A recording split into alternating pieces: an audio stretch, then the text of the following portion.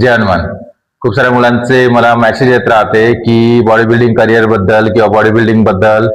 तर म्हणजे करिअर कसं करायचं किंवा प्रोफेशन कसं बनवायचं, कॉम्पिटिशन मध्ये कसं कम्पीट करायचं, किंवा तयारी कुठून सुरू करायची, असे खूप सारे मेसेजेस मला मुलं पाठवत राहतात. किंवा कुठे कार्यक्रमाला गेलो मी तर तिथं मला भेटत राहतात. तर सर्वात प्रथम ते मी एक गोष्ट सांगतो की जर तुम्हाला बॉडी बिल्डिंग करायची आहे, सर्वात प्रथम आपल्याला शिक्षण सोडायचं नाहीये, शिक्षण पण आपल्याला सोबत करायचं आहे. म्हणजे एवढं स्ट्रॉंग शिक्षण पाहिजे आपल्याला की म्हणजे बॉडी बिल्डिंग सोबत आपल्याला त्याच्यावर जॉब पण भेटला पाहिजे. तर स्टार्टिंग मध्ये पहिले तुम्हाला एक्सरसाइज सुरू करायची आहे. एक्सरसाइज सुरू केल्यानंतर तुम्हाला सर्वप्रथम जेवढा पण तुमचा डाएट म्हणजे तुमची कॅपॅसिटी आहे, म्हणजे तुम्हाला जर 5,000 रुपये जर पगार भेटत असेल तर ते 5,000 रुपये पण तुम्हाला पूर्णतः डाएट मध्ये खर्च करायचे आहे. किंवा माझे जेवढे स्टुडंट आहे ते मेडिकल इंजिनिअरिंग कॉलेजचे जे स्टुडंट आहे किंवा मी इन्क्लूड, समजा मी जेवढे बाहेर शिकलो तर मी कधी मेस नाही लावली. तर मेस याच्यासाठी नाही लावली कारण की 3,000 रुपये मेस मध्ये टाकण्यापेक्षा 3,000 रुपयात चांगला डाएट होते. तर मुलांना ज्यांना करायचं ते मुलं करतात.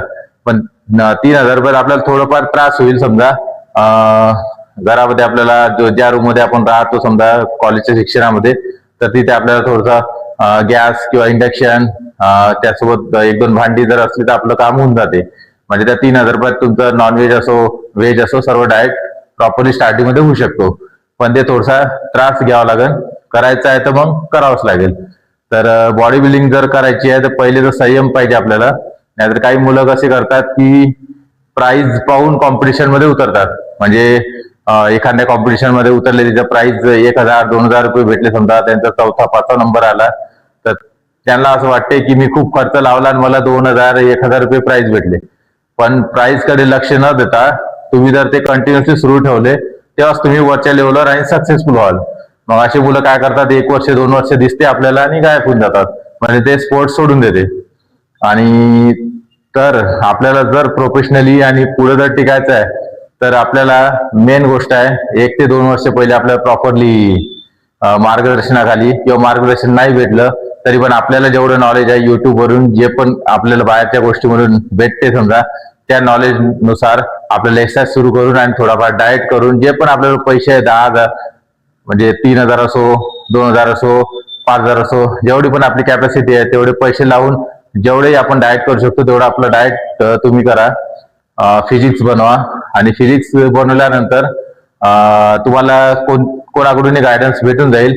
1 ते 2 वर्ष चांगली मेहनत करा. 1 ते 2 वर्षानंतर डिस्ट्रिक्ट लेवलमध्ये तुम्ही कम्पीट करून पहा की तुम्ही कुठे उरतात किंवा कुठे थांबलेले आहे आणि बाकीच्या मुलांमध्ये तुम्ही कुठे आहे.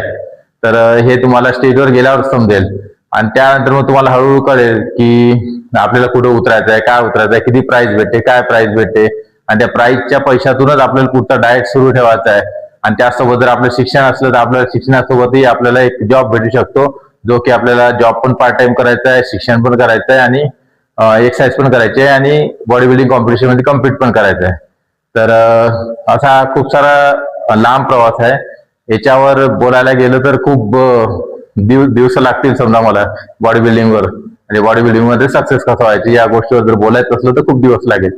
तर मी जी माहिती दिली हे तुम्ही समजून घ्या आणि अजून काही नवीन गोष्टी किंवा नवीन आल्या किंवा मुलांनी मला काही मेसेज केला तर मी त्याच्यावर डेफिनेटली उत्तर देईल. भेटूया नेक्स्ट व्हिडिओमध्ये. थँक्यू.